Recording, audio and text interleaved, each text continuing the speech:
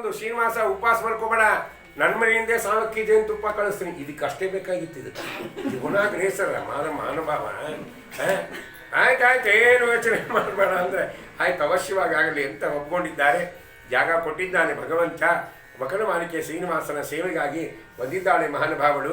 ಪುನಃ ಪ್ರಶ್ನೆ ಮಾಡ್ತಾರೆ, ಆ ಬಕಲಮಾಲಿಕೆ ಯಾರು, ಅವಳು ಯಾಕೆ ಇಲ್ಲಿ ಬಂದಿದ್ಲು? ಇದಕ್ಕೆಲ್ಲ ಮತ್ತೆ ಕಥೆಗಳಿದೆ, ಬೇರೆ ಬೇರೆ ಪುರಾಣದಲ್ಲಿ ಎಲ್ಲ ಕೇಳ್ಬೋದು. ಅದಕ್ಕೆ ಒಂದೇ ಮಾತಿನಲ್ಲಿ ಶ್ರೀನಿವಾಸ ಹೇಳ್ತಾರೆ, ಇಲ್ಲಿ ಆ ಬಕಲಮಾಲಿಕೆ ಯಾರೂ ಅಲ್ಲ, ದ್ವಾಪಾರದಲ್ಲಿ ಕೃಷ್ಣನ ಸಾಕು ತಾಯಿ ಆಗಿರ್ತಕ್ಕಂಥ ಯಶೋಧ, ಅವಳೇ ಬಕಲಮಾಲಿಕಾ ರೂಪದಲ್ಲಿ ಇಲ್ಲಿ ಬಂದಿದ್ದಾಳೆ. ಯಾಕೆ ಅಂದರೆ ಪರಮಾತ್ಮನ ಬಾಲಲೀಲೆಗಳನ್ನು ನೋಡಿ ಸಂತೋಷಪಟ್ಟಂಥ ವ್ಯಕ್ತಿ ಯಾರು? ಬಕಲಮಾಲಿಕೆ. ಕೊನೆ ಕೇಳ್ತಾಳೆ, ಬಾಲಲೀಲೆ ತೋರಿಸಿದ ದೇವರು ಯಾರಿಗೆ? ಯಶೋದಾಗ. ಒಂದ ಎರಡರಿ ಆ ಕೃಷ್ಣನ ಬಾಲಲೀಲೆ ನೋಡ್ತಾ ಹೋದರೆ ಏನೂ ಬೇಡಪ್ಪ ಅಂತ ಅನಿಸ್ಬಿಡ್ತು. ಅಷ್ಟು ಭಗವಂತ ವಿಚಿತ್ರವಾದ ವ್ಯಾಪಾರವನ್ನು ಮಾಡಿಬಿಟ್ಟಿದ್ದಾನೆ. ಒಂದಲ್ಲ, ಅವನ ಬಾಲಲೀಲೆ ಒಂದ ಎರಡ ಅನಂತವಾದ ಬಾಲಲೀಲೆ ತೋರಿಸಿದ್ದಾನೆ. ಯಾರಿಗೆ? ಬಕಲಮಾಲಿಕೆಗಲ್ಲ, ಯಶೋಧಾದೇವಿಗೆ, ನಂದಗೋಪನಿಗೆ. ಒಂದಲ್ಲ ಎರಡಲ್ಲ. ಒಬ್ಬ ಗೋಪಿಕಾ ಸ್ತ್ರೀ ಎಲ್ಲ ಬಂದು ದೂರು ಕೊಟ್ಟು ಹೋದರು. ಯಾರಿಗೆ? ಯಶೋಧಾಗ. ನಿಂಗೆ ಕೃಷ್ಣ ಹಂಗೆ ಮಾಡ್ತಾನೆ ಹಿಂಗೆ ಮಾಡ್ತಾನೆ, ಬರಲಾರ್ದಂಗೆ ನೋಡ್ಕೋತೇವೆ, ಬುದ್ಧಿ ಹೇಳ್ತೇವೆ, ಏನು ಬೇಕಾ ಅಂದ್ರೆ ಏನು ಹೇಳ್ತೀನಿ ಅಂದರೆ ಯಶೋಧ. ಕೃಷ್ಣ ಹೇಳ್ತಾಳೆ, ನಾಳಿಂದ ಯಾರ ಮನೆಗೆ ಹೋಗಬೇಡ, ಮನೆಯೊಳಗಾಡೋ ಗೋವಿಂದ, ನೆರೆ ಮನೆಗಳಿಗೆ ಹೋಗುವುದೇನೋ ಚಂದ, ಮನೆಯೊಳಗಾಡೋ ಗೋವಿಂದ. ಮನೆಗೆ ಯಾರಪ್ಪ ಅಲ್ಲಿ? ಇದಕ್ಕೆಲ್ಲ ಆಧ್ಯಾತ್ಮಿಕ ಚಿಂತನೆಗಳು ಮತ್ತದು ಬೇರೆ ಇದೆ. ಮನೆಗಳು ಆಯಿತು ಅಂದ ಕೃಷ್ಣ. ಆಯ್ತಮ್ಮ ಅಂತ ತಲೆ ಹಾಕಿದ. 2 ದಿನ ಹೊರಗೆ ಹೋಗಿಲ್ಲ. ಗೋಪಿಕಾಸ್ತ್ರೀ ಬಂದು ಕಂಪ್ಲೇಂಟ್ ಕೊಟ್ಟರು. ಅವರಮ್ಮ ಬೇರೆ ಬೈದ್ಲು. ಹೊರಗೆ ಹೋದ್ರೆ ನೋಡು ಅಲ್ಲ, ಸುಮ್ಮನೆ ಕೃಷ್ಣನ ಫ್ರೆಂಡ್ಸ್ ಎಲ್ಲ ಬಂದು ಪಾಪ ಒಂದು ದಿನ ಹೋಗ್ತಿದ್ರು ಎಲ್ಲ ಒಟ್ಟಿಗೆ. ಅಯ್ಯೋ ಕೃಷ್ಣ ಇಲ್ಲ, 2 ದಿನ ಬಂದಿಲ್ಲ, ಅವ್ನ ದರ್ಶನ ಇಲ್ಲ, ಹಾಲಿಲ್ಲ, ಮೊಸರಿಲ್ಲ, ಅವೇ ಇದ್ದರೆ ಎಲ್ಲ ವೈಭವನಾಗ. ಒಂದ್ಸರಿ ಕೃಷ್ಣ ಹತ್ರ ಬಂದರು. ಎದರ ಸೋಫಾ ಮೇಲೆ ಕೂತಿದ್ದ ಕೃಷ್ಣ. ಅವ್ರ ಮನೆ ಡೋರ್ ಇತ್ತು, ಎದರ ಸೋಫಾ ಮೇಲೆ ಎಲ್ಲ ಹುಡುಗರು ನೋಡಿದ್ರು. ಹತ್ತನೇ ಹುಡುಗರು, ಕೃಷ್ಣ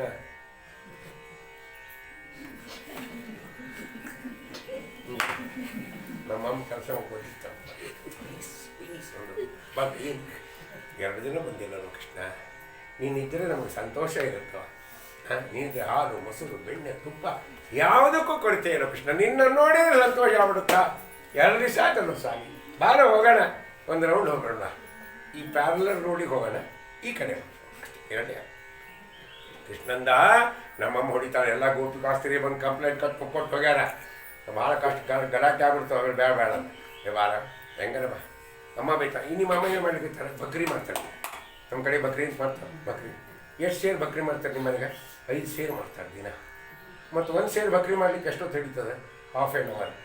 5 ಸೇರು ಅಂದರೆ ಎಷ್ಟಾಯ್ತಿಲ್ಲ? 2.5 ತಾಸು. ಅಷ್ಟಾಗ ಒಂದು 2 ರೌಂಡ್ ಹೋಗ್ಬರ್ಬೋದು. ಈ ಪ್ಯಾರಲರ್ ಸತ್ಕರ್ಮ. ಗೋಪಿಕಾಸ್ತ್ರೀಯರು ಕೃಷ್ಣ ಬಂದಿಲ್ಲ, ಭಯ ಇಲ್ಲ ಅಂತ ಬಾಗಿಲು ತೆಗೆದು ತಮ್ಮ ಅಡುಗೆ ಮನೆ ಕೆಲಸ ಮಾಡಲಿಕ್ಕಿತ್ತ ಗೋಪಿಕಾಸ್ತ್ರೀ. ಎದುರುಗಡೆ ನೋಡಿ ಕಾಣಿಸ್ತಾ ಹಾಲು, ಮೊಸರು, ಬೆಣ್ಣೆ, ತುಪ್ಪ, ಗಡಿಗೆಗಳು. ಗೋಪಾಲಕರಂತಾರೆ, ಕೃಷ್ಣ ಹೋಗ ನೋಡ ಬೆಣ್ಣೆ ಗಡಿಗೆ ನೋಡ, ಅಲ್ಲ ಆ ಮೊಸರಿನ ಗಡಿಗೆ ನೋಡತ್ತವ ಅವ ಅಂತ. ನಾನೇ ಹೋಗ್ಬೇಕ? ನಾನೇನು ಯಾವಾಗಲೂ ಜವಾಬ್ದಾರಿ, ನೀವು ಹೋಗ್ರಿ. ಇವರು ಹುಡುಗರು ಅಂತ ಕೃಷ್ಣನ ಹೋದ್ರೆ ಸಿಗಾಕೊಂಡ್ಬಿಡ್ತೀವ, ತಪ್ಪಿಸ್ಕೊಂಡ್ಬರೋಕ್ಕಾಗಲ್ಲ. ನೀನು ಯಾರ ಕೈಯಲ್ಲಿ ಸಿಕ್ಕಲ್ಲ. ಆರು ಬಲ್ಲರು ನಿಮ್ಮ ಶ್ರೀಲಕುಮಿ ಮನಸ್ಸಿಗೆ ತೋರದಿಹ ಪರಬೊಮ್ಮ. ಯಾರ ಕೈ ದೇವ್ರು ಸಿಗ್ತಾರೆ, ಯಾರ ಕೈ ಸಿಗಲ್ಲ. ಯಾರಿಗೂ ದೇವ್ರು ಅರ್ಥ ಆಗಲ್ಲ ಪೂರ್ತಿಯಾಗಿ. ಹೋಗ ಪ್ಲೀಸ್. ಮತ್ತು ನಾನು ಒಳಗೋದಾಗ ಯಾರೇ ಬಂದರೆ ಈ ಮನೆಗೆ ಸಂಬಂಧಪಟ್ಟವರು ಶೀಟಿ ಹೊಡಿತೀವಿ, ಹೊರಗೆ ಬಂದರು. ಹುಡುಗರು ಭಾರಿ ಇರ್ತಾವ್ರಿ. ಈಗ ಸಣ್ಣ ಸಣ್ಣ ಹುಡುಗರು ಭಾರಿ ಏನೋ ಒಂದು ಸೈನ್ ಇಟ್ಕೊಂಡಿರ್ತಾವೆ, ಪುಣ್ಯ ತೊಡಿತಾವೆ, ಹೊರಗೆ ಬರ್ಬೇಕು ಅವ್ನು. ಸರಿ, ಕೃಷ್ಣ ಒಳಗೋದ, ನೇರವಾಗಿ ಹೋದ. ಯಾರು ಮನೆಯಾಗಿಲ್ಲ. ಗೋಪಿಕಾಸ್ತ್ರೀ ಅಡುಗೆ ಮನೆ ಕೆಲಸ ಮಾಡ್ಲಿಕ್ಕೆ ಹೋದ. ಆ ಬೆಣ್ಣೆ ಕ್ಯಾಪ್ ಹಿಂಗೆ ತೆಗ್ದ, ಕೈ ಹಾಕ್ತ ಬೆಣ್ಣೆ ಗಡಿಗೆ ಒಳಗೆ ಹಾಕಿದವೇನು ಮಾಡಿದ, ಸುಮ್ಮನೆ ಕ್ಯಾಪ್ ಹಿಂಗೆ ಕೆಳಗೆ ಬಿಟ್ಟ. ಟಳ್ಳಂತ ಸೌಂಡ್ ಆಯ್ತಲ್ಲ ಮಣ್ಣಿಂದವಾಗ. ಗೋಪಿಕಾಸ್ತ್ರೀ ಅಂದ್ರು ಹಾಳಾದ ಕೃಷ್ಣ ಬರಲಿ ಬೆಕ್ಕ ಬಂತಾರಪ್ಪ ಹೊರಗೆ. ನೋಡ್ತಾರೆ ರಟ್ಟೆಡ್ಲ, ಕೃಷ್ಣ ನಿಮ್ಮಮ್ಮ ನೋಡಿದರೆ ನಮಗೆ ಬೈತಾಳೆ. ನಮ್ಮ ಕೃಷ್ಣನ ಯಾಕೆ ಬೈತೀರಿ ಸುಮ್ಮನೆ? ದೂರದಿರಿ ಹರಿಯ ಮುರಾರಿಯ, ಕ್ಷೀರಸಾಗರದಲ್ಲಿ ಲೋಲಾಡುವ ಹರಿ, ಬಾಲಕನಂತೆ ಬಂದು ಹರವಿ ಹಾಲ ಕುಡಿದನೆಂದು. ದೂರದಿರಿ ಹರಿಯ ಶುದ್ಧಾತ್ಮನು ನಮ್ಮ ಸದನಗಳಿಗೆ ಬಂದು ಕದ್ದು ಬೆಣ್ಣೆಯನ್ನೆಲ್ಲ ಮೆದ್ದು ಪೋದನೆಂದು ದೂರದಿರಿ ಹರಿಯ ಮುರಾರಿಯ. ದಾಸ ಜನರ ಮನದಾಸೆ ಪೂರೈಸುವ ಶ್ರೀಶ ಶ್ರೀ ಪುರಂದರ ವಿಠಲರಾಯನ ದೂರದಿರಿ ಹರಿಯ. ನಿಮ್ಮಮ್ಮ ನಮಗೆ ಬೈತಾಳೆ, ನಿಂದ್ರೆ ಕಟ್ಟಿ ಹಾಕ್ತೀನಿ ನಿನ್ನ ಕಂಬಕ್ಕೆ, ನಿಮ್ಮಮ್ಮನ ಕರ್ಕೊಂಡ್ಬರ್ತೀನಿ, ರೆಡ್ ಹ್ಯಾಂಡ್ ಆಗಿಡ್ತೀನಿ ಅಂದ್ರೆ ಸಿಗಾಕೊಂಡ. ದೇವ್ರು ಯಾಕಂದ್ರೆ ಸಿಗ್ತಾನ, ಈಗಲ್ಲ ಸಿಗಾಕೊಂಡ. ನಾಟಕ ಮಾಡ್ಬೇಕಾಗಿ ನೀನು ತೋರಿಸ್ಬೇಕು. ಸಿಗಾಕೊಂಡ ಗೋಪಿಕಾಸ್ತ್ರಿ ಅವನಿಗೆ ರೊಟ್ಟಿ ಹಿಡ್ಕೊಂಡ್ಬಂದು ಹಾಗೆಲ್ಲ ಮಧ್ಯೆ ಕಂಬದ ಮನೆಗಳು ಅಂತಿದ್ದವರು. ಅಲ್ಲಿಂದ ಸ್ವಲ್ಪ ಹಿರಿಯರಿಗೆಲ್ಲ ಗೊತ್ತು, ಎಷ್ಟೋ ಮಂದಿ ಆ ಮನೆಯಾಗಿದ್ದು ಬಂದವರಿಗೆ. ಹೌದಾ, ಹಿಂದೆಲ್ಲ ಮಧ್ಯೆ ಕಂಬ ಇರ್ತಿದ್ವು, ಈ ಕಡೆ ಒಂದು ಕಂಬ ಈ ಕಡೆ ಒಂದು ಕಂಬ. ಯಾಕಂದರೆ ಛತ್ ಬೀಳಬಾರ್ದು ಒಟ್ಟಿಗೆ ಅಂತ ರಕ್ಷಣೆಗೆ ಹಾಕಿರ್ತಿದ್ರು. ಹಿಂದಿನವ್ರು ಇಂಜಿನಿಯರ್ ಓದಿದ್ದಿಲ್ಲ, ಬುದ್ಧಿ ಜಾಸ್ತಿ ಇತ್ತು. ಹಿಂದಿನವ್ರಿಗೆ ವಿದ್ಯೆ ಇಲ್ಲ, ಬುದ್ಧಿ ಜಾಸ್ತಿ ಇತ್ತು. ಈಗಿನವರಿಗೆ ವಿದ್ಯೆ ಜಾಸ್ತಿ, ಬುದ್ಧಿನೇ ಇರಲ್ಲ. ಹೌದಿಲ್ಲ, ಯಾರೇ ಮನೆಗೆ ಬಂದು ಹಿಂಗೆ ಕೂತಿರ್ತಾವ್ರಿ, ಬರ್ರಿ ಅನ್ನಲ್ಲ, ಭಾಳ ಹಂಗೆ ಕೂತಿರ್ತಾವೆ. ಅವ್ರ ಅಮ್ಮ ಬೈತಾವೆ, ಕರಿಬಾರ್ದೇನೆ ನಂಗೆ ಬರ್ತಾವೆ, ಬಂದಾಗ ನೀವು ಮಾತಾಡ್ತಾವೆ. ಏನು ಮಾಡ್ತೀರಿ? ಈಗಿನ ಮನೆಗೆ ಓದಿರ್ತಾವೆ, ಬುದ್ಧಿನೇ ಇರಲ್ಲ. ಈಗ ನಾವು ವಿದ್ಯೆ ಬೇಕಾಗ್ತದೆ, ನಾನು ಅಂತ ಓದ್ಬಿಟ್ಟು. ಅದಕ್ಕೆ ಒಬ್ಬ ಕೇಳಿದ ನನ್ನ ತಾಯಿ, ಏಯ್ ಮಗಳಿಗೆ ಕರೆದು, ಈಗ ಸಂಡೆ ಅಲ್ಲ, ರಜೆ ಅಲ್ಲ, ಹೌದು, ತಲೆಗಿಳಿ 20ನೇ ಫ್ಲ್ಯಾಟ್ನಾಗಿದ್ದೆ, ತಲೆಗಿಳಿ ಈ ರೋಡ್ ಕ್ರಾಸ್ ಮಾಡು, ಅಲ್ಲಿ ಎದುರಿಗೆ ಬಂಡಿ ಕಾಣಿಸ್ತದೆ ತರಕಾರಿದು, ಒಂದೆಲ್ಲ ತರಕಾರಿ ತೊಗೊಂಬಂದು ಒಂದು ಲೀಸ್ಟ್ ಕೊಡು. ಸರಿ ಅಂತ ಹಾಕಿ ಬಂದ ಹುಡುಗಿ ಬಂದು ಬರ ಆಕೆ ಈಗ ಅದರ ಹತ್ರ ಏನೇನು ತರಕಾರಿ ಬೇಕಂತ ಓದಿದ್ದು, ಆಕೆ ಎಲ್ಲ ಬರೋದು ಪಾಪ ಕೊಟ್ಲಕ್ಕೆ ಕೊಡೋದು ತರಕಾರಿಗಳು ಕೊಟ್ಟು ಮಾಡಿ ಇವಳು ಏನು ಮಾಡಿದ್ಲು, ಒಂದು ಕವರ್ ಕೊಡು ಅಂತ ಕೇಳಿದ್ಲು ತೊಗೊಳಕ್ಕೆ. ಆಕೆ ಮಾರಕ್ಕೆ ಒಂದು ಕವರ್ ಕೊಡ್ಲಿಕ್ಕೆ ಎಷ್ಟಾಯಿತು ಅಂತ ಕೇಳಿದ್ವಿ. 475 ಅಂತ ಹೇಳಿದ್ವಿ.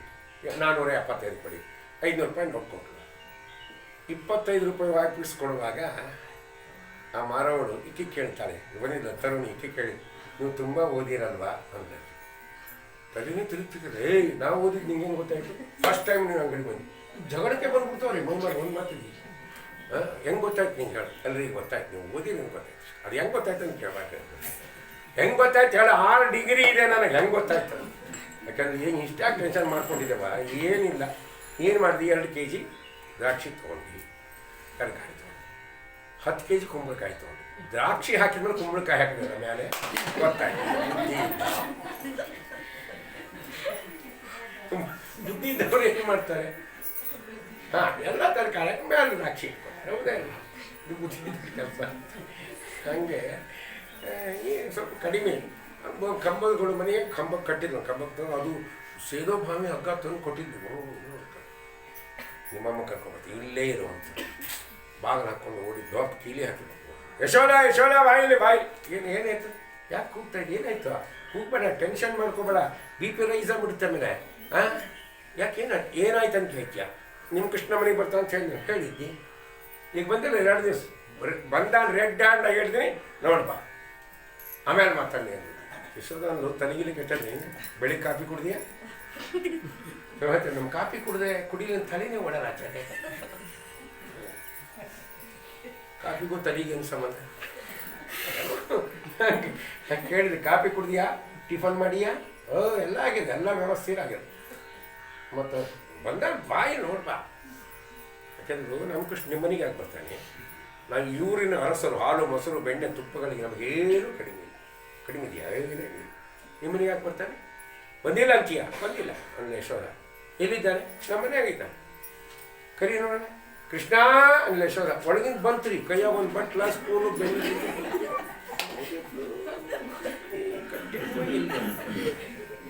ಮತ್ ಮನೆಗೆ ಸರ ಓಡಿದ್ರು. ಬಾಗಲ್ ತಗೊಂಡು ಅಲ್ಲೇ ನಿಂತಿದ್ರು, ಇಲ್ಲೇ ಇದ್ರು. ಮತ್ತಿಗೆ ಮನೆಗೆ ಬಂದು ಒಂದು 8 ರೌಂಡ್ ಹಾಕಿದ್ರು, ಇಲ್ಲಿಂದ ಅಲ್ಲಿ, ಅಲ್ಲಿಂದ ಇಲ್ಲಿಗೆ. ಆಕೆ ಗಿಡ್ಡೆನೆಸ್ ಬಂತು, ಕೆಳಗೆ ದಪ್ಪದ ಬಿತ್ತದು ಗೋಪಿಕಾಸ್ತಿ. ಆಕೆ ಮತ್ತೆ ಬಿಸಿಲೇರಿ ವಾಟ್ರ್ ಹೊಡೋರು ಹಿಂಗೆ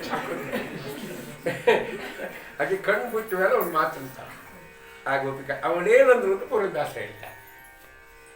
ಅವಾಗ ಕೇಳಿದಂತೆ ಯಶೋಧ, ಯಶೋಧ ಯಶೋಧ ಯಶೋಧ ಯಶೋಧ ನಿನ್ನ ಕಂದಗೆ ಸ್ವರೂಪವೇ ಶಿಶುವಲ್ಲ ನಿನ್ನ ಮಗ ಶಿಶುವಲ್ಲ ನಿನ್ನ ಮಗ ಕೃಷ್ಣ ಜಗತ್ಪತಿಯ ಯಶೋದ ಯಶೋದ ಯಶೋದ ಯಶೋದ ಯಶೋದ ನಿನ್ನ ಕಂದಗೆ ಸ್ವರೂಪವೇ.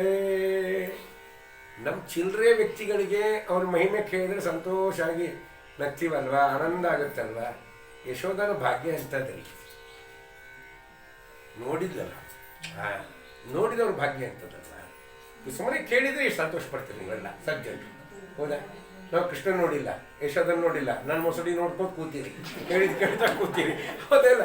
ಆದರೂ ನಿಮಗೆ ಇಷ್ಟು ಮನಸ್ಸಿನಲ್ಲಿ ಆನಂದ, ಅದು ಒಳಗೆ ಪ್ರವೇಶ ಮಾಡಿ ಆನಂದ ಆಗಿದೆ ಅಂದರೆ ಕೃಷ್ಣ ಪರಮಾತ್ಮ ಹೆಂಗಿರ್ಲಿಕ್ಕಿಲ್ಲ ಭಗವಂತ. ಅವರ ಮಹಿಮೆಗಳು ಸಾಮಾನ್ಯ ಏನ್ರಿ. ಅದಕ್ಕೆ ಅಂಥ ಬಾಲಲೀಲೆಗಳು ಭಾಳ ನೋಡಿದ್ಲಿಕ್ಕೆ ಒಂದಲ್ಲ. ಮತ್ತು ಅದೇ ಹೇಳ್ರಿ ಅಂತ ಅನ್ಬಾಡ್ರಿ ನೀವು, ಅದೇ ನೋಡ್ಲಿಕ್ಕೆ ನಿಮ್ಗೆ ಮಾರಿಲ್ಲ ಮೇಡಮ್ ಹಂಗೆ ರೀ, ಏನು ಅದು ಒಂದು ಹೇಳ್ರಿ, ಅದಕ್ಕೊಂದು 5 ದಿವಸ ಬರ್ರಿ, ಇದು ಬೇರೆ ಮಾಡ್ರಿ. ಅದಕ್ಕೆ ಹೇಳಿ ಬಂದೆ ಅಂದರೆ ಆ ಯಶೋಧ ಸಂತ ಹಿಂಗೆಲ್ಲ ಅಕ್ಕಿನೇ ಬಕ್ಕಲು ಮಾರಕ್ಕೆ ಯಾಕೆ ಕೊನೆ ಕೇಳ್ತಾಳೆ ಯಶೋಧ. ಕೃಷ್ಣ ದೇವರು ಅಂತ ಗೊತ್ತಾಯ್ತು, ಸ್ವಾಮಿ ನಿನ್ನ ಬಾಲಲೀಲೆ ಸುಂದರವಾಗಿತ್ತು, ಒಂದು ಕಲ್ಯಾಣೋತ್ಸವ ವರ್ಷ ನನ್ನ ಮ್ಯಾರೇಜ್ ಏನು ಮಾಡಿದೆ ಗೊತ್ತಾ, ಒಟ್ಟಿಗೆ ಲವ್ ಮಾಡಿಬಿಟ್ಟು 16,100 ಮಂದಿ ಒಟ್ಟಿಗೆ ಲವ್ ಆಯಿತು. ಎಲ್ಲ ದಾಳ ಕರ್ಕೊಂಬಂದು ನಮಸ್ಕಾರ ಮಾಡಿಸ್ದೆ. ಅಮ್ಮ ಇವರೆಲ್ಲ ನೀವು ಸೊಸೆ ಅಂತ ಬಂದ್ರಿ, ಕೈ ಕಾಲು ತಣ್ಣಗಾದ ಒಬ್ಬರ ಇಬ್ಬರು 16,100 ಮಂದಿ ಬರ ಬಂದು 2 ಲಗ್ನ ಸ್ಪೆಷಲ್ ಮಾಡ್ಕೊಂಡು ರುಕ್ಮಿಣಿ ಸತ್ಯಭಾಮ ಕಲ್ಯಾಣ, ಹೌದಾ? ಷಣ್ಮಹಿಷಿಯರ ವಿವಾಹ. ಒಟ್ಟು ಕೃಷ್ಣ ಲಗ್ನ ಆಗಿದ್ದೆಷ್ಟು? 16,108 ಲಗ್ನ ಆಗಿದ್ದು 9. ಲಗ್ನ ಆಗಿದ್ದು 9, ಹೌದಾ? 9 ಲಗ್ನ ಆಗಿದ್ದು ದೇವರು. ಒಟ್ಟಿಗೆ 16,100 ಮಂದಿ ಒಂದು ಲಗ್ನ. ಆಮೇಲೆ ಷಣ್ಮಹಿಷಿಯರದ 6 ಬೇರೆ ಬೇರೆ. ಎಷ್ಟಾಯ್ತು ಈಗ? 6 + 1 ಲಗ್ನ ಎಷ್ಟು ಲಗ್ನ ಆಯ್ತು? 7 ಹೇಳಕ್ಕ ಇಲ್ಲ, 16,106 ಆಯ್ತು. ರುಕ್ಮಿಣಿ ಸತ್ಯಭಾಮ ಮದುವೆ 8 ಆಯ್ತಿಲ್ಲ? ಲಗ್ನ ಆಗಿದ್ದು ಒಟ್ಟು 9 ಲಗ್ನ. ಇಷ್ಟು ಮಂದಿ ಮಾಡ್ಕೊಂಡು ಕಲ್ಯಾಣ ತೋರಿಸೋಣ, ಒಂದು ತೋರಿಸಿಲ್ಲ ಪರಮಾತ್ಮಂದ. ಅಮ್ಮ ದಿಸ್ ಈಸ್ ಟೂ ಲೈಟ್ ಅಂತ, ನೀವು ನಾಟ್ ಟೂ ಲೈಟ್. ಏನು ಟೂ ಲೈಟ್? ತಡವಾಗಿ ಕೇಳಿಬಿಟ್ಟು ಈಗ ಯಾವ ಲಗ್ನ ಬಾಕಿ ಉಳಿದೇ ಇಲ್ಲ, ಎಲ್ಲ ಮಾಡ್ಕೊಂಡು ಆಗ್ಬಿಟ್ಟಾವೀಗ. ನೀನು ತಾಯಿ ನನ್ನ ಸೇವೆ ಮಾಡಿದ್ದಿ, ಆದರೆ ನಿಮ್ಗೆ ಅವಶ್ಯವಾಗಿ ನನ್ನ ಕಲ್ಯಾಣೋತ್ಸವ ತೋರಿಸ್ತೇನೆ. ಅದು ಈಗಲ್ಲ, ಮುಂದೆ 28ನೇ ಕಲಿಯುಗದಲ್ಲಿ ನಾನು ಶ್ರೀನಿವಾಸನಾಗ್ತೇನೆ, ಇವಳು ಪದ್ಮಾವತಿ ಆಗ್ತಾಳೆ. ಇವಳನ್ನು ಮದುವೆ ಮಾಡಿಕೊಳ್ಳುವಾಗ ನಿನ್ನ ಸಮಕ್ಷಮದಲ್ಲಿ ಮಾಡ್ಕೋತೇನೆ ಅಂತ ವರ ಕೊಟ್ಟಿದ್ದ ದೇವರು. ಆ ಯಶೋಧನೆ ಇಲ್ಲಿ ಮಕರ ಮಾಲಿಕೆ ಆಗಿ ಬಂದಿದ್ದಾಳೆ. ಪರಮಾತ್ಮನ ಸೇವೆಯನ್ನು ವಿಶೇಷವಾಗಿ ಮಾಡ್ತಾ ಇದ್ದಾಳೆ. 2, ಒಂದು ಮಾತ್ರ ವಾತ್ಸಲ್ಯ, ಮತ್ತೊಂದು ಇವ ಭಗವಂತ ಅಂತ ಜ್ಞಾನ ಇದೆ. ಯಾರಿಗೆ? ಬಕಲು ಮಾಲಿಕೆಗೆ ಆ ಜ್ಞಾನ ಇದೆ. ಸರಿಯಾಗಿ ಸೇವೆ ಮಾಡ್ತಾ ಇದ್ದಾಳೆ. ಆವಾಗ ಭಗವಂತ ಒಂದು 15 ದಿವಸ ಬೆಡ್ ರೆಸ್ಟ್ ತೊಗೊಂಡು ಏನು ಮಾಡ್ದ? ಆರಾಮಾಯಿತು. ಆರಾಮಾದ ಕೂಡಲೇ ಬೇಟೆಗೆ ಹೋಗಬೇಕು ಅಂತ ದೇವರು ಹೊರಟ. ಈಗ ಹುಷಾರಿರಲ್ಲ, 8 ದಿನ ಜ್ವರ, ಮನೆಯಾಗಿರ್ತಾರೆ. ಆರಾಮಾದ ಕೂಡ ವಾಕಿಂಗ್ ಹೋಗ್ತೀವಿ, ಪಾರ್ಕಿಗೆ ಹೋಗ್ತೀವಿ, ಈಗಿನವ್ರು ಹೋಗ್ತಾರೆ. ಆಗೆಲ್ಲ ದೇವಸ್ಥಾನಕ್ಕೆ ಹೋಗ್ತೀವಿ ಹಿಂದಿನವರು. ಈಗ ಆವಾಗ ಶ್ರೀನಿವಾಸ ವರದ ನಾನು ಬೇಟೆಗೆ ಹೋಗ್ತೀನಿ ಅಂತೇಳಿ ಭಗವಂತ ಒಂದು ಒಳ್ಳೆ ಹೆಂಗೆ ತಯಾರಾದ ಅಂತ ಹೇಳ್ತಾರೆ. 15 ಮೊಳದ ಪಂಚೆಯನ್ನು ಉಟ್ಕೊಂಡ, 5 ಮೊಳದ ಉಚ್ಚರಿಯನ್ನು ದೇಹದ ಮೇಲೆ ಭಗವಂತ ಧರಿಸಿದ, ಅನೇಕ ಆಭರಣಗಳನ್ನು ಧರಿಸಿದ್ದಾನೆ, ಮಾಲೆಗಳನ್ನು ಧರಿಸಿದ, ಮತ್ತು 10 ಬೆರಳಿಗೆ 10 ಉಂಗುರಗಳನ್ನು ಧರಿಸಿದ್ದಾನೆ ಸ್ವಾಮಿ. ಒಳ್ಳೆಯ ಕೇಶಾಲಂಕಾರ ಮಾಡಿಕೊಂಡ, ಕಿರೀಟವನ್ನು ಧಾರಣೆ ಮಾಡಿದ, ನಾಮವನ್ನು ಭಗವಂತ ತೀಡಿದ. ಅಷ್ಟೇ ಅಲ್ಲ, ತಾಂಬೂಲವನ್ನು ಭಗವಂತ ಬಾಯಲ್ಲಿ ಹಾಕ್ಕೊಂಡ. ಮತ್ತು ಕಾಲಲ್ಲಿ ಮುಳ್ಳೊತ್ತು ಅಂತ ರಾಜಮಹಾರಾಜರು ಹೀಗಿರ್ತದೆ ಚಪ್ಪಲಿ, ಅದು ಮುಳ್ಳೊತ್ತನ್ನು ಭಗವಂತ ಧರಿಸಿದ್ದಾನೆ.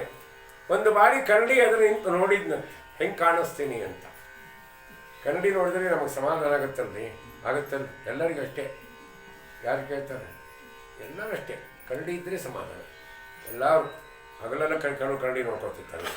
ಈಗಂತೂ ಕನ್ನಡಿ ಬೇಕಂತಿಲ್ಲ, ಮೊಬೈಲ್ನಾಗ ಎಲ್ಲ ಇದೆ, ಜಗತ್ತೇ ಕೈಯೊಳಗದೆ ಅಲ್ವಾ ನೋಡ್ತಾರೆ. ಹಿಂದಕ್ಕೆ ಯಾರಾದರೂ ಹೋಗ್ಬಿಟ್ಟು ಹೆಂಗೆ ಅಕ್ಷರ ಹೆಂಗೆ ಕಾಣಿಸ್ತೀನಿ ಕಡೆ ಸಾಕ್ಷಾತ್ ಮನ್ಮಥ ಅಂತಾರೆ. ಅದ್ರ ಸಮಾಧಾನ ಕನ್ನಡಿ ನೋಡಿದರೆ ಆನಂದ. ಕೆಲವು ಕೆಲ್ಸಕ್ಕೊಂಬಂದು ಎಲ್ಲ ರೆಡಿಯಾಗಿರ್ತಾವೆ, ಇನ್ಸರ್ಟ್ ಅಂತ ಮಾಡ್ಕೊಂಡಿರ್ತಾವೆ. ಮತ್ತು ಗಾಡಿ ಮೇಲೆ ಕೂತಿದ್ದು ಒಳಗೆ ಬಂದು ಮತ್ತೆ ಕನ್ನಡಿ ಮುಂದೆ ನಿಂತು ಹಿಂಗೆ ಕೈ ಮಾಡಿ ಹಿಂಗೆ ಮಾಡ್ಕೊಂಡು ನಟಿ ನೋಡೋ ಹುಚ್ಚು ಎಲ್ಲರಿಗೆ ಜಾಸ್ತಿ ಇದೆ ಇಲ್ಲ ಹಂಗೆ ದೇವರು ನಟನೆ ಮಾಡಿ ತೋರಿಸಿದ. ಅವ ಲೀಲಾ ಮಹರ್ಷಿ ಪರಮ ಸುಂದರ ಮೂರ್ತಿ, ಸುಂದರಕ್ಕೆ ಸುಂದರ, ರಸಕ್ಕೆ ರಸರೂಪ, ನೂತನಕ್ಕೆ ಬಲು ನೂತನ ಅಂತಾರೆ ಜಗನ್ನಾಥ. ಅಂತ ವಸ್ತು ಪರಮಾತ್ಮ ರೆಡಿಯಾದ.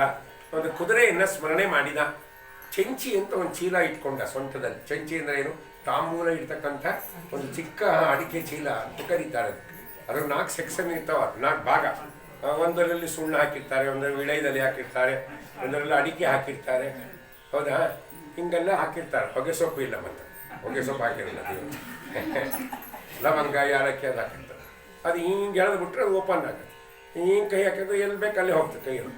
ಹಿಂದೆ ಹಳ್ಳಿ ಊಟ ಕಡೆ ಭಾಳ ಮಂದಿ ತೊಗೊಂಬರ್ತಿದ್ರು. ನಾವು ಸಣ್ಣವ್ರದೇ ನೋಡಿ ಆ ಚಿಂಚು ಹಿಂಗೆ ಎಳೆದು ಬಿಟ್ರೆ ಸಾಕಾಗ ಹಿಂಗೆಲ್ಲ ಅದನ್ನು ಇಟ್ಕೊಂಡ ಭಗವಂತ. ಅದು ಯಾಕೆ ಇಟ್ಕೊಂಡ ಅಂತ ಅಧ್ಯಾತ್ಮ ಚಿಂತನೆ ಹೇಳುವಾಗ ಹೇಳ್ತಾರೆ, ದೇವರಿಂದ 4 ಡಿಪಾರ್ಟ್ಮೆಂಟ್ ನನ್ನ ಕಡೆ ಇದೆ. ಯಾವುದು? ಧರ್ಮ, ಅರ್ಥ, ಕಾಮ, ಮೋಕ್ಷ.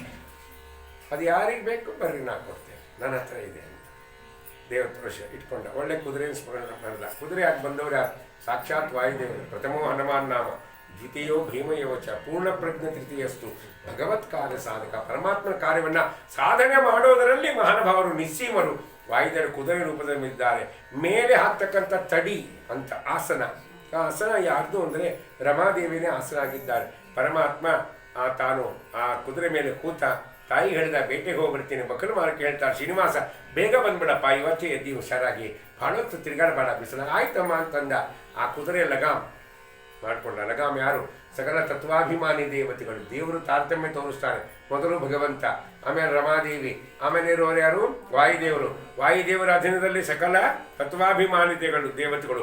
ಎಲ್ಲರನ್ನ ನೇಮನ ಮಾಡುವನು ನಾನು ಅಂತ ಭಗವಂತ ತೋರಿಸಿದ. ಆ ದೃಶ್ಯದಿಂದ ಬೆಟ್ಟದಿಂದ ಕೆಳಗೆ ಬರ್ತಾ ಇದ್ದಾನೆ. ಅನೇಕ ಪ್ರಾಣಿಗಳನ್ನ ಪರಮಾತ್ಮ ಸಂಹಾರ ಮಾಡ್ತಾ ಬಂದ. ಹಾಗೆ ಎಲ್ಲರ ಅಲ್ರಿ ಅಹಿಂಸಾ ಪರಮೋ ಧರ್ಮ ಅಂತ ಹೇಳಿದ್ದಾರೆ. ದೇವರೇ ಸಂಹಾರ ಮಾಡಿದ ಅಂದ್ರೇನು? ಅದಕ್ಕೆ ಶ್ರೀನಿವಾಸ ಕಲ್ಯಾಣ ವ್ಯಾಖ್ಯಾನಕಾರ ತಿಳಿಸ್ತಾರೆ, ಭಗವಂತ ಪ್ರಾಣಿಗಳನ್ನು ಸಂಹಾರ ಮಾಡಿಲ್ಲ, ಪ್ರಾಣಿಗಳ ರೂಪದಲ್ಲಿ ದೈತ್ಯರು ಸಂಚಾರ ಮಾಡ್ತಿದ್ರು, ಅವರನ್ನು ಸಂಹಾರ ಮಾಡ್ಕೋತ ಬಂದ. ಇದಕ್ಕೆ ಅಲ್ಲಿ ಬರ್ತಕ್ಕಂಥ ಭಕ್ತರಿಗೆ ತೊಂದರೆ ಕೊಡಬಾರ್ದು ಅಂತ. ಕೊನೆಗೆ ಒಂದು ಆನೆಯನ್ನು ಬೆನ್ನು ಹತ್ತ ನೋಡ್ರಿ ದೇವರು. ಆನೆಯನ್ನು ಬೆನ್ನು ಹತ್ತಾ ಬಂದ. ಅದು ನಿಜವಾದ ಆನೆ, ಅದು ಕೊಂದ ದೇವರು ಇಲ್ಲ. ಮುಂದೆ ಓಡ್ತಾ ಇದೆ ಭಗವಂತ. ಹಿಂದೆ ಧನುರ್ಧಾರಿಯಾಗಿ ಆ ಕಿರಾತ ರೂಪದಲ್ಲಿ ಬರ್ತಾ ಇದ್ದಾನೆ ಮಹಾನುಭಾವ. ಬಿಲ್ ಹಿಡಿದಿದ್ದಾನೆ, ಬತ್ತಳಿಕೆಯಲ್ಲಿ ಬೇಕಾದ ಬಾಣಗಳಿದೆ. ಭಗವಂತ ಅದು ಹೊಡಿಬೇಕು ಅಂತ ಓಡ್ತಾ ಅದು ಹಿಂದಿನ ಬರುವಾಗ ಬೆಟ್ಟದ ಕೆಳಗೆ ಬಂತು ಆನೆ. ವಿಚಾರ ಮಾಡುತ್ತೆ, ಇವ ನನ್ನನ್ನು ಬಿಡಲ್ಲ, ಆದರೆ ಇವನು ಶರಣಾಗತಿ ಆದರೆ ರಕ್ಷಣೆ ಮಾಡ್ತಾರೆ. ನಮ್ಮ ಮೂಲ ಪುರುಷನ ರಕ್ಷಣೆ ಮಾಡಿದವನು ಇವನು. ಯಾರು? ಗಜರಾಜನ ರಕ್ಷಣೆ ಮಾಡಿದವರು ಯಾರು? ಪರಮಾತ್ಮ ಅಲ್ವಾ? ಗಜರಾಜ ಕರೆದ್ರೆ ಎಷ್ಟು ಬೇಗ ಬಂದ ಭಗವಂತ. ಬಂದಲ್ಲ, ಮೊಡಮಿನೊಳಗೆ ಗಜ ಮೊರೆ ಇಡಲಾಕ್ಷಣ ಮಡದಿಗೆ ಹೇಳದೆ ದುಡುನೆ ಬಂದು ಹಿಡಿದ ಲಕ್ರಣವಾಯ ತೊಡೆದ ಬೀಳಿಸಿದನೆ ಸಡಗರದಲ್ಲಿ ಪಡ ಇಡೋಣಿ ಕೊಡಿ ಬಾರಯ್ಯ ಬಾಬಾ ಭಕುತರ ಪ್ರಿಯ. ಮೊಡವಿನೊಳಗೆ ಗಜ ಮೊರೆ ಇಡಲಾಕ್ಷಣ ಮಡದಿಗೆ ಹೇಳದೆ ದುಡುನೆ ಬಂದು ಹಿಡಿದ ಲಕ್ರಣ ಭಯ ತೊಡರ ಬಿಡಿಸಿದನೆ ಸಡಗರದ ನಿರಮೆ ಪೊಡವಿಯೊಡನೆ ಗುಡಿ ಬಾರಯ್ಯ. ತಡ ಮಾಡಬೇಡವೋ ಹೇನಲ್ಲ ವಾಕುಲಾಲಿಸು ಎನ್ನೊಡೆಯ ಶ್ರೀ ಗೋಪಾಲ ವಿಠಲ. ಅಡಿಗಳ ನೀಡು ಭಕ್ತ ವತ್ಸಲ ಶೀಲಕುಮೀನಲ್ಲ. ಕರೆದ ಸ್ಪೀಡಾಗಿ ಬಂದ ದೇವರು. ರಕ್ಷಣೆ ಮಾಡಿದ ಗಜರಾಜನು. ಹೆಂಡತಿಗೆ ಹೇಳಾದ್ರೆ ಬಂದ, ಮಡದಿಗೆ ಹೇಳದೆ ದುಡನೆ ಬಂದೆ. ನಮ್ಮ ಗುರುಗಳು ಹೇಳೋರು ತಮಾಷೆಗೆ, ಅವನೊಬ್ಬನೇ ನಿಜವಾದ ಗಂಡಸು. ಈಗ ಹೆಂಡತಿಗೆ ಹೇಳಾದ್ರೆ ಹೋಗ್ತಾನೆ. ನಾವೆಲ್ಲ ಹೆಂಡತಿಗೆ ಹೇಳೇ ಹೋಗೋದು. ಉಪನ್ಯಾಸ ಕಾಲೇಜ್ ಹೋಗೇನು ಮಾಡ್ತೀರಿ? ಮನೆಗೆ ಕೂತೀನಿ ಮಾಡಿ ಚಟ್ನಿ ರುಬ್ರಿ ಅಂತ. ನಾಯಕ ರುಬ್ಬೇಕೆ? ಇಲ್ಲ ದೋಸೆ ಹಿಟ್ಟು ಹಾಕೀನಿ. ನಮ್ಮ ಅಪ್ಪ ಬರ್ತಾರೆ ಸಾಯಂಕಾಲ, ಚಟ್ನಿ ರುಬ್ರಿ. ಅವನಿಗೆರಡು ದೋಸೆ ಹಾಕ್ಬಿಡ್ತೀನಿ ಪ್ಲೇಟಲ್ಲಿ, ಅದು ತೊಳ್ಕೊಂಬಂದ್ರೆ ನಿಮಗೆರಡು. ಅವಾಗ ಈ ಚಟ್ನಿ ರುಬ್ತಾ ಕೂತಿರ್ಬೇಕು. ಇದು ಯಾರು ಬರೆದ ಕಥೆಯೋ, ನನಗಾಗಿ ಬಂದ ಕಥೆಯೋ, ಹೊಡಿ ಶಂಕ ಅಂದರೆ ಇಂಜಿನಿಯರ್ ಹೆಂಡ್ತೀನಿ ಮಾಡ್ಕೊಂಡಿರ ಹೊಡಿವೆ. ಹೌದಾ ಇಲ್ಲ? ದೇವರು ಪುರುಷೋತ್ತಮ ಮಹಾನುಭಾವ. ಅಬ್ಬರದ ಹೆದ್ದೈವ ನಿಮ್ಮ ಮತ್ತೊಬ್ಬರನ್ನು ಲೆಕ್ಕಿಸರೆ ಅಂತ ಪರಮಾತ್ಮ ಅಂದ ಆನೆಯನ್ನ ಬೆನ್ನತ್ತಿದ್ದಾನೆ. ಆನೆ ಆ ಬೆಟ್ಟದ ಕೆಳಗೆ ಸುಂದರವಾದ ಹೂವಿನ ಉದ್ಯಾನವನ. ಅಲ್ಲಿ ಅನೇಕ ಕನ್ಯೆಯರು ಬಂದಿದ್ದಾರೆ. ಅದರ ಮಧ್ಯೆ ಸುಂದರವಾದ ಕನ್ಯೆ ಒಬ್ಬಕ್ಕಿದ್ದಾಳೆ. ಆನೆ ಏನು ಮಾಡ್ತು, ಕೊನೆ ಕೆಳಗೆ ಬಂದ ಮೇಲೆ ಇವನಿಗೆ ಶರಣಾಗತಿ ಬಂದ್ಬಿಡ್ತು. ಎರಡೂ ಕಾಲನ ಮೇಲೆ ಕೆತ್ತಿ ಸೊಂಡಿಲರ ಮೇಲೆ ಗೀಳಿಡ್ತು. ಪರಮಾತ್ಮ ಬಿಟ್ಟು ಬಿಟ್ಟ. ಅವಾಗೇನಾಯಿತು ಅಂದರೆ ಹೇಳ್ತಾ ಇದ್ದಾರೆ, ಆ ಪರಮಾತ್ಮ ಪದ್ಮಾವತಿಯನ್ನು ನೋಡಿದ. ಪದ್ಮಾವತಿ ಪರಮಾತ್ಮನನ್ನು ಶ್ರೀನಿವಾಸನನ್ನು ನೋಡಿದ್ಲು ಅಂತ ಹೇಳಿದ್ರು. ಋಷಿಗಳು ಕೇಳ್ತಾರೆ, ಕಾ ಕನ್ಯಾ ಕಸ್ಯ ಸಂಬಂಧ ಕಿಮರ್ಥಂ ವನಮಾಗತ. ಆ ಹುಡುಗಿ ಯಾರು, ಕನ್ಯಾ ಅಲ್ಲಿ ಯಾಕೆ ಬಂದಿದ್ಲು ಕೇಳಿ. ಫ್ಲ್ಯಾಶ್ ಬ್ಯಾಕ್ ಅಂತ ತೋರಿಸ್ತಾ ನೋಡ್ರಿ, ಫಿಲ್ಮ್ ಒಳಗೆ ತೋರಿಸ್ತಾರೆ. ಹಿಂಗ್ಯಾಕಾಯಿತು, ಒಂದಾನೊಂದು ದಿನ ಡ್ಯಾನ್ ಅಂತ ಹಿಂದಿನ ಸೀನ್ ಆಗ್ತದೆ. ಅದೇ ಶ್ರೀನಿವಾಸನ ಹೇಳಿ ಎಲ್ಲ ಫಿಲಿಮ್ನೂ ಕದ್ದಾರ ಇವೆಲ್ಲ ಶ್ರೀನಿವಾಸಗಳನ್ನ ಇದೆಯಾ ಡ್ಯಾನ್ ಒಂದಾನೊಂದು ದಿನ ಹಿಂದಿನ ತೋರಿಸ್ತಾರೆ. ಅದು ಹೋದ ಮೊದಲು ಅದಕ್ಕೆ ಹಿಂಗಾಯಿತು. ಅವಾಗ ಇವರು ಮೊಸಡಿ ತೋರಿಸ್ತಾರೆ, ಎಲ್ಲಿ ನಿಂದಿಸಿದ್ರಲ್ಲ ಅವಾಗ ಥರ ಇಲ್ಲಿ ಹಂಗಿಲ್ಲಿ ಕೇಳ್ತಾರೆ. ಕಾ ಕನ್ಯಾ, ಆ ಕನ್ಯಾ ಯಾರು, ಕಸ್ಯ ಸಂಬಂಧ ಕಿಮರ್ಥಮನವಾಗತ್ತ, ಯಾಕಲ್ಲಿ ವನದಲ್ಲಿ ಬಂದಿದ್ದಾರೆ ಅವರೆಲ್ಲ ಅಂತ ಕೇಳ್ತಾ ಇದ್ದಾರೆ. ಅವಾಗ ಹೇಳ್ತಾ ಇದ್ದಾರೆ ಆ ಕನ್ಯೆ ಬೇರೆ ಯಾರೂ ಅಲ್ಲ ಅಂತಾರೆ ಸಿದ್ಧಾನಂದರು, ಜನಕ ಮಹಾರಾಜಿಗಳ ಸೂತರು ಶೌನಿಕಾದಿಗಳು ಹೇಳ್ತಾರೆ. ಕನ್ಯೆ ಯಾರು ಅಂದರೆ ಹಿಂದೆ ಬಹಳ ವರ್ಷಗಳ ಹಿಂದೆ ಕನ್ಯೆ ಕಥೆ ಹೇಳ್ದೆ ಬರ್ತಾರೆ ಮಹಾನುಭಾವ. ಏನು ಹೇಳಿದರು, ಆ ಕನ್ಯೆ ಬಗ್ಗೆ ಕೇಳ್ತೀರಲ್ಲ ಭಾಳ ಸಂತೋಷಪ್ಪ, ಅದ್ರ ಕತೆ ಹಿಂದೆ ಹೋಗ್ಬೇಕು, ಭಯಂಕರ ಹಿಂದೆ ಹೋಗ್ಬೇಕು, ಒಂದು ರಾಮಾಯಣಕ್ಕೆ ಹೋಗ್ಬೇಕು, ಅದೇ ಭಯಂಕರ ಹಿಂದೆ ಹೋಗ್ಬೇಕು. ಏನು ಸ್ವಾಮಿ ಅದು ಹೇಳ್ಬಿಡ್ರಿ. ಅದಕ್ಕೆ ಹಿಂದೆ ಪಾಂಡವರು ಆಳಿ ಹೋದ ಮೇಲೆ ಸಾವಿರಾರು ವರ್ಷಗಳ ನಂತರದಲ್ಲಿ ಅದೇ ವಂಶದಲ್ಲಿ ಒಬ್ಬೊಬ್ಬ ರಾಜ ಹುಟ್ಟಿದ. ಅವ ಯಾರವನು, ಆಕಾಶ ರಾಜ ಹುಟ್ಟಿದ. ಆಕಾಶ ರಾಜ ಹುಟ್ಟಿದ್ದಾನೆ. ಅದೇ ಪಾಂಡವರ ವಂಶದಲ್ಲಿ ಇವನ ಹಿಂದಿನ ಚರಿತ್ರೆ ಹೇಳ್ತೀನಿ ಸ್ವಲ್ಪ. ಇವರ ತಾತ ಅಂದರೆ ಆಕಾಶ ರಾಜನ ಸಂದೆ ಅವ ಸುವೀರ ಅಂತ ರಾಜ. ಪಾಂಡವರ ಆಗಿರೋದು ಸಾವಿರಾರು ವರ್ಷ ನಂತರ ಬಂದಾದ. ಸುವೀರ ರಾಜನಿಗೆ ಸುಧರ್ಮ ಅಂತ ಒಬ್ಬ ಮಗ ಇದ್ದ. ಸುಧರ್ಮನಿಗೆ ರಾಜ್ಯ ಒಪ್ಪಿಸಿ ಸುವೀರ ವಾನಪ್ರಸ್ಥಾಶ್ರಮಕ್ಕೆ ಹೋಗಿದ್ದಾರೆ. ಮುಂದೆ ಸುಧರ್ಮ ರಾಜ, ಅವನಿಗೆ ಇಬ್ಬರು ಮಕ್ಕಳಾದರು. ಮೊದಲನೇವನೇ ಆಕಾಶ ರಾಜ, ಎರಡನೇವನೇ ತೋಂಡಮಾನ. ಇಬ್ಬರು ಮಕ್ಕಳು ಭಗವದ್ ಭಕ್ತರಾಗಿ ವಿಷ್ಣು ಭಕ್ತರಾಗಿ ಬೆಳೆದಿದ್ದಾರೆ. ಆ ಹಿರಿಯ ಮಗನಾದ ಆಕಾಶ ರಾಜನಿಗೆ ಪಟ್ಟವನ್ನು ಕಟ್ಟಿ ರಾಜ್ಯವನ್ನು ಒಪ್ಪಿಸಿ ಸುಧರ್ಮ ವಾನಪ್ರಸ್ಥಾಶ್ರಮಕ್ಕೆ ಹೋಗಿದ್ದಾನೆ. ಆಕಾಶ ರಾಜ ಮತ್ತು ತೋಂಡಮಾನ ರಾಮ ಲಕ್ಷ್ಮಣರು ಇದ್ದಂಗಿದ್ದಾರೆ. ಆಕಾಶ ರಾಜನ ರಾಜ್ಯ ಸುಭಿಕ್ಷವಾಗಿದೆ. ನಾವನ್ನ ಹೇಳಿ ಸುಭಿಕ್ಷ ಅಂದರೆ ಕಾಲಕ್ಕೆ ಕೆಲಸ ಕಾಲಕ್ಕೆ ಎಲ್ಲವೂ ಸರಿಯಾಗಿ ಯಾವ ಕ್ರಮದಲ್ಲಿ ನಡಿಬೇಕು ನಡೀತಾ ಇದೆ. ಆಕಾಶ ರಾಜ ಒಂದಿನ ಅವ್ರ ಗುರುಗಳು ಬರ್ತಾರೆ ಅವನ ಮನೆಗೆ. ಗುರುಗಳು ಬಂದಾಗ ಕೇಳ್ತಾ ಇದ್ದಾನೆ, ಗುರುಗಳನ್ನು ಕೂಡಿಸಿದ, ಅರ್ಘ್ಯಪಾದೆ ಕೊಟ್ಟು ಪೂಜೆ ಮಾಡಿದ, ಪ್ರಾರ್ಥನೆ ಮಾಡ್ತಾನೆ. ಸ್ವಾಮಿ ದೇವರು ನನಗೆಲ್ಲ ಸುಖ ಕೊಟ್ಟ, ಆದರೆ ಸಂತಾನ ಸುಖ ಕೊಡಲಿಲ್ಲ. ಅದಕ್ಕೆ ನಾಳೆ ಯಮದೂತರು ಬಂದು ನಂಗೆ ಕರ್ಕೊಂಡು ಹೋಗುವಾಗ ಹೇಳ್ತಾ ನಡಿ ಯಮದೇವ್ರ ಹತ್ರ ಏನು ಹೇಳ್ತೇನೆ, ನಿನ್ನ ಮಕ್ಕಳಿಲ್ಲಲ್ಲ ಅಪುತ್ರಸ್ಯ ಗತಿಗೆ ನಾಸ್ತಿ ಹೇಳಿದ, ನಡಿ ಹೋಗೋಣ ಹೇಳೇನೋ ಉತ್ತರ ಹೇಳ್ತೀನಿ.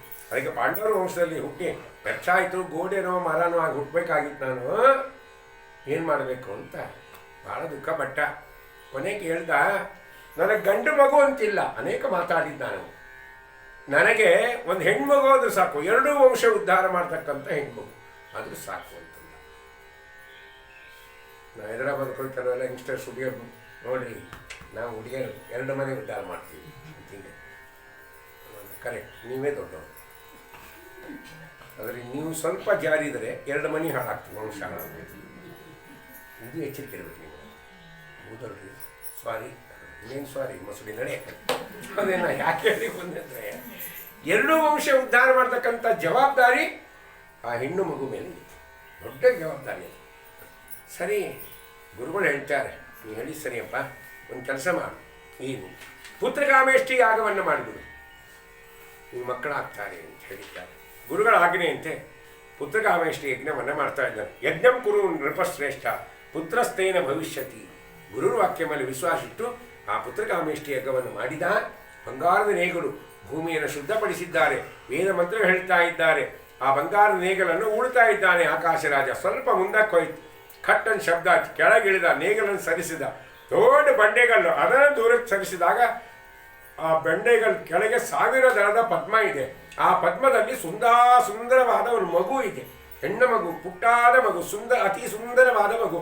ನೋಡಿದ ಆಕಾಶ ರಾಜ, ಇದು ಇಲ್ಲಾಕೆ ಬಂತು, ಯಾರಿಗೆ ಕೊಡಬೇಕು, ಏನು ಮಾಡಬೇಕು ಅಂತ ವಿಚಾರ ಮಾಡುವಾಗ ಆಕಾಶವಾಣಿ ಆಯಿತು. ಎಲ್ಲೋ ಆಕಾಶ ರಾಜ, ಇವಳು ನಿನ್ನ ಮಗಳು, ಇವಳನ್ನು ಸ್ವೀಕಾರ ಮಾಡು, ಹೊಟ್ಟೆಯಲ್ಲಿ ಹುಟ್ಟಿದ ಮಗಳಂತೆ ಸಾಕು, ಬಹುಕೀರ್ತಿವಂತನಾಗ್ತಿ ಅಂತ ಆಕಾಶವಾಣಿ ಆಯಿತು. ತಕ್ಷಣ ಆಕಾಶ ರಾಜ ಆ ಮಗುವನ್ನು ಎತ್ತಿ ತನ್ನ ಧರಣಿದೇವಿ, ತನ್ನ ಹೆಂಡತಿ ಧರಣಿದೇವಿ ಕೈಯಲ್ಲಿ ಕೊಟ್ಟಿದ್ದಾನೆ. ಹೊಟ್ಟೆಯಲ್ಲಿ ಹುಟ್ಟಿದ ಮಗಳೇ ಅಂತ ಸಾಕು ಅಂತ ಹೇಳಿದ್ದಾನೆ. ಬಹಳ ಸಂತೋಷ ಆಗಿದೆ. ಮುಂದೆ ಆ ಮಗು ಬಂದ ಕಾಲುಗುಣದಿಂದ ಆಕಾಶರಾಜನ ಹೆಂಡತಿ ಧರಣಿದೇವಿ ತಾನು ಗರ್ಭಿಣಿಯಾಗಿ ಒಂದು ಪುತ್ರ ಸಂತಾನವನ್ನು ಪಡೆದಿದ್ದಾಳೆ. ಅವನಿಗೆ ವಸುದಾನ ಅಂತ ನಾಮಕರಣ ಮಾಡಿದರು ಅಂತ ಹೇಳಿದರು. ಪುನಃ ಪ್ರಶ್ನೆ ಮಾಡ್ತಾರೆ, ಹುಡುಗಿಗೆ ಏನಂತ ಹೆಸರಿಟ್ಟರು ಅಂತ ಕೇಳಿದರು. ಅದಕ್ಕೆ ಪದ್ಮದಲ್ಲಿ ಸಿಕ್ಕಿದ್ದಾಳೆ, ಪದ್ಮದಂತೆ ಅವಯವಗಳುಳ್ಳವಳಾಗಿದ್ದಾಳಾದ್ರಿಂದ ಪದ್ಮಾವತಿ ಅಂತ ನಾಮಕರಣ ಮಾಡಿದರು ಅಂತ ಹೇಳಿದ್ದಾರೆ. ಆಕಾಶರಾಜನಿಗೆ ಮಕ್ಕಳಿಲ್ಲ ಅಂತ ಅಳ್ತಾ ಇದ್ದ. 2 ಮಕ್ಕಳು, ಒಂದು ಹೆಣ್ಣು ಒಂದು ಗಂಡು ಮಗು ಆಗಿದೆ. ಪರಮ ಸುಂದರವಾದ ಹೆಣ್ಣು ಅವಳು. ಸಾಕ್ಷಾತ್ ರಮಾದೇವಿ ವಿಶೇಷ ಆವೇಶ. ರಮಾದೇವಿ ಬಂದಿದ್ದಾಳೆ. ಅಲ್ಲಿ ಏನು ಆನಂದ ಆಗಿದೆ. ಆಕಾಶನ ಎಲ್ಲವನ್ನೂ ದಾನ ಮಾಡಿದ ಆಕಾಶರಾಜ. ಭೂದಾನ, ಗೋದಾನ, ಹಿರಣ್ಯದಾನ, ವಸ್ತ್ರದಾನ, ಒಂದ ರಜತದಾನ, ಅಶ್ವದಾನ, ದಾನಗಳಲ್ಲಿ ಎಷ್ಟು ಎಲ್ಲ ದಾನ ಮಾಡಿ ಮಕ್ಕಳು ಸಂತೋಷವಾಗಿ ಒಳ್ಳೆ ದಾನ ಮಾಡಬೇಕ್ರಿ. ಯಾವಾಗಲೂ ಕೆಲವು ದಾನ ಮಾಡ್ತಿರ್ತಾರೆ, ಅವ್ರು ತೊಗೊಂಡವರಿಗೂ ಉಪಯೋಗ ಇಲ್ಲ, ತೊಗೊಂಡು ಕಷ್ಟಪಡೋದು. ಕೆಲವರು ಮಡಿ ಪಂಚ ಅಂತ ಕೊಟ್ಟಿರ್ತಾರೆ, ಅವು ಹೆಂಗೆ ಖರ್ಚಿಗೂ ಆಗಲ್ಲ, ಕೌಪಿನೂ ಆಗಲ್ಲ. ಮೊದಲು ಹಂಗೆ ಕೊಟ್ಟಿರ್ತಾರೆ ಕೆಲವರು. ತೊಗೊಂಡು ಏನು ಮಾಡೋದು? ಮತ್ತೆಲ್ಲರೂ ಹೇಳ್ತಾರೆ, ಪುರಾದಾಸ ಬಂದಿದ್ರು ಮಡಿ ಪಂಚದಾನ ಕೊಟ್ಟಿರಿ, 10 ಕೊಟ್ಟಿರಿ, ತೊಗೊಂಡು ಏನು ಮಾಡ್ಬೇಕು ಅಂತ. ಹೌದಲ್ಲ, ಒಂದೇ ದಾನ ಕೊಡಿ, ತೊಗೊಂಡವರು ಅನುಭವಿಸ್ಬೇಕಲ್ಲ. ಅದು ಶುದ್ಧವಾದ ದಾನ. ಯಾರೋ ಹಿಂದೆ ಕೇಳಿದ್ರೆ ನಂಗೆ ಭೂದಾನ ಕೊಡ್ತೀನಿ ಬನ್ನಿ ಅಂತ. ಇಲ್ಲಲ್ಲ, ಬೇರೆ ಊರಾಗ ನಮ್ಮ ಬಹಳ ಹಿರಿಯರಿದ್ದರು ನಮ್ಮ ಮನೆಗೆ ಬೇಕಾದವರು. ಅವ್ರು ನನಗೆ ಒಳ್ಳೆ ಸೈಟ್ ಸಿಗುತ್ತಲ್ಲ ಗುರಣ್ಣ ಅಂತಂದ್ರೆ, ಆಯ್ತಲ್ಲ ದೊಡ್ಡವ್ರ ಆಶೀರ್ವಾದರಿ ಅರಿವಾಗಿ ನನಗೆ ಅಂದ. ಮರುದಿನ ಬರ್ರಿ ಅಂತ ಮುದುಕಿ 9:30 ಬರ್ರಿ. ಇವ್ರು ಕೇಳಿದ್ರು ಎಷ್ಟೊತ್ತಿಗೆ ಬಂದಾಳಕ್ಕೆ ಮುದುಕಿ ಅಂದರೆ, ಇವರು 9:09ಕ್ಕೆ ಇರಾಕಿ ಮನ್ಯಾಗ ಅಂದರು. ಪಾಪ ಇವ್ರಿಗೇನೋ ಸಂತೋಷ ಸರಿ ಅಂತೂ ಹೋದ್ರಿ. ನಾವು ಹೋದ್ಮೇಲೆ ಮುದುಕಿ ಬರ್ರಿ ಮನೆ ಹಾಕಿ ಕೂರಿಸ್ಬಿಟ್ರು. ಈ ಸುಮಾರು ವರ್ಷದ ಹಿಂದಿನ ಕಥೆ, ಒಂದು 40 ವರ್ಷದ ಹಿಂದಿನ ಕಥೆ. ಕೂರಿಸಿ ಮನೆ ಹಾಕಿ ಕೂರಿಸ್ಬಿಟ್ಲು. ಆಯಿತು, ರೂಮ್ನಾಗ ಹೋಗ್ತಿದ್ಲು, ಬೀರೋ ಸೌಂಡ್ ಮಾಡ್ತಿದ್ಲು, ಹೊರಗೆ ಬರ್ತಿದ್ಲು. ಯಾಕೆ ಹೊರಗೆ ಬರುವಾಗ ಕೈ ನೋಡ್ತಿದ್ದೆ ನಾನು. ಪೇಪರ್ ತರ್ತಾಳೆ, ಹೆಸರು ಬರೀತಾಳೆ, ಆಸೆ ದುಃಖಕ್ಕೆ ಕಾರಣ ಅದೇ ಕೊಡ್ತಾ ಇದ್ದೆ. ಬರ್ರಿ ಸುಮ್ಮನೆ ಕೂತು ಅಷ್ಟಾಗ 9:00ವರೆಗೆ ಸೊಸೆ ಬಂದು ಬರೀ ಆಚಾರ ಬಂದು ನಮಸ್ಕಾರ ಮಾಡ್ತಾರೆ. ತೊಂಬ ಭೂದಾನ ತೊಂಬ ಎಲ್ಲ ಪೇಪರ್ ಒಳಗಿಟ್ಟ ದೇವ್ರ ಮನೆಯಾಗ ನಾಲ್ಕು ಏನಿಲ್ಲ, ಒಂದು ತಟ್ಟಿ, ಅದ್ರಾಗ ಮಧ್ಯೆ ಒಂದು ಧ್ವನಿ, ಅದು ತುಂಬ ಮಣ್ಣು, ಮೇಲೆ ₹1 2 ಬಾಳೆ ಮಾಡಿಸ್ರಿ ಭೂದಾನ ಸಂಕಟ. ಆ ಮಣ್ಣು ತೊಗೊಂಡು ನಾವು ತಲೆ ಮೇಲೆ ಹಾಕೋಬೇಕಾ? ನಮ್ಮ ಮುದುಕಿಗೆ ಅಭಿಷೇಕ ದಾನ ಕೊಟ್ರಿ, ಒಂದೇ ಕೊಡ್ರಿ ಸಾಕು. ಸುಂದರವಾದ ದಾನ ಕೊಡ್ಬೇಕು. ತೊಗೊಂಡವರು ಆನಂದವಾಗಿ ಅನುಭವಿಸ್ಬೇಕದು. ಅವಾಗ ನಿಮಗೂ ಪುಣ್ಯ ಜಾಸ್ತಿ ಬರುತ್ತೆ. ಜನ್ಮ ಜನ್ಮಕ್ಕೂ ಅದರ ಫಲವನ್ನು ದೇವರು ಇಟ್ಟಿರ್ತಾನೆ. ನಾವೇನು ದಾನ ಮಾಡ್ತೀವೋ ದೇವರು ನಮಗೆ ಕೊಡ್ತಾನೆ. ಅದಕ್ಕೆ ಕೊಟ್ಟಿದ್ದು ತನಗೆ, ಬಚ್ಚಿಟ್ಟಿದ್ದು ಬರಲಿಗೆ ಅಂತ ಮಾಡಲು. ಹಂಗೆ ಆಕಾಶರಾಜ್ ಬೇಕಾದ ದಾನ ಮಾಡಿದ್ದ. ಅವನ ಮಗಳಾದ ಪದ್ಮಾವತಿಗೆ ಕನ್ಯಾವಸ್ಥೆ ಬಂದು ಆ ಎಲ್ಲ ಸಖಿಯರೊಂದಿಗೆ ಹೂ ತರಲಿಕ್ಕೆ ಈ ಉದ್ಯಾನವನಕ್ಕೆ ಬಂದಿದ್ದಾಳೆ ಅಂತ ಹೇಳಿದ್ರು. ಮುಂದಿನ ಕಥೆ ಮತ್ತೆ ನಾಳೆ ಇಂದ್ರಶ್ವರ ಶ್ರೀ ಗುರು ಮಕ್ಕಳೇಶ ಸರ್ವ ಇಂದ್ರಿಯ ಪ್ರೇರಕೇಣ